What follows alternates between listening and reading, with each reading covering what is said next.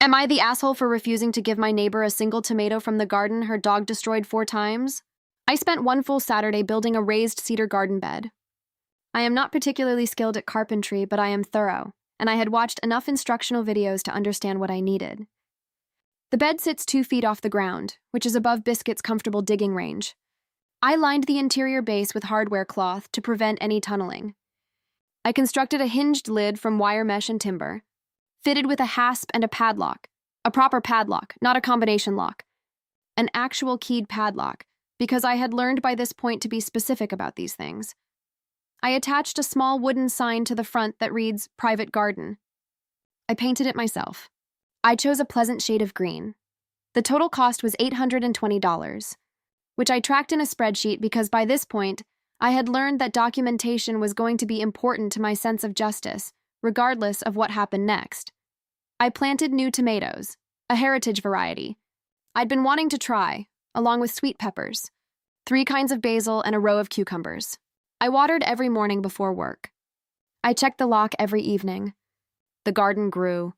It grew better than any of my previous gardens had, possibly because the raised bed gave better drainage, or possibly because I cared for it with the particular attention of someone who has lost the same thing 4 times and is not going to lose it again.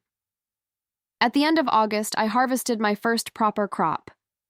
It was a genuinely satisfying amount, far more than I could eat alone.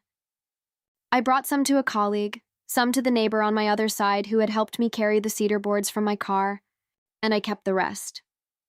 14 days after the harvest, Linda knocked on my front door. She said she'd noticed my garden was really coming along this year, and it all looked absolutely lovely, and she was wondering if I'd be willing to share a few tomatoes, because she loved a fresh garden tomato and had never had much luck growing her own.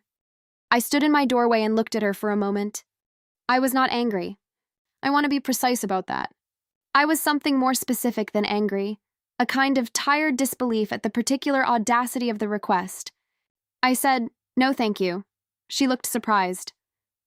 She said she was just asking, being neighborly. I said I understood that.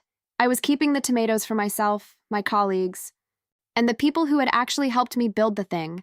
She said, "Oh, right," and walked back down my path. She has not knocked on my door about the garden since. Biscuit occasionally appears at the fence line and observes the raised bed with what I choose to interpret as professional respect. The neighbor who helped me carry the boards gets tomatoes every August. She brings me homemade jam in return. Was refusing to share a single tomato petty and disproportionate, or was it the only answer that made any sense at all?